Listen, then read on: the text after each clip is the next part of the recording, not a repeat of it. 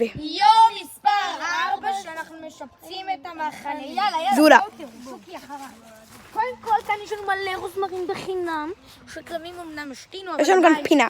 נכון, ועכשיו אנחנו צריכים רק לחתוך את הדשא. עכשיו כאן, אחרי שנחתוך ונשפץ, הולכת להיות כאן ספה. שירותים. כאן הולך להיות שירותים. כאן הולך להיות כזו פינה עם כיסאות ושולחנות, שאם נרצה לאכול משהו. וכאן ספה. ונראה כאן מתחת לעץ ספה. נראה לכם פעם הבאה שאנחנו משפרים את המחנה. כל יום אנחנו נראים לכם. זהו להיום. זהו. יאללה ביי. רגע. אז אני רוצה להגיד לכם, אנחנו משפרים את הזולה, אנחנו מתקדמים כל הזמן. עכשיו רצינו לעבור מקום, כי קרה משהו.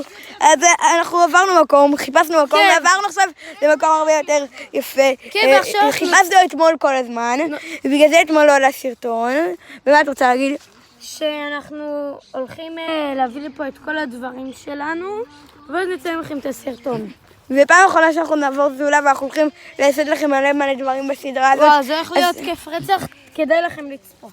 אז כדאי לכם לעקוב, ואנחנו נמשיך, נשפר, נביא לכאן דברים. אז יאללה ביי. נעשה כאן מלא דברים, נביא לכאן כל מיני דברים, ומקווים שתעזרו לנו אז. יאללה ביי.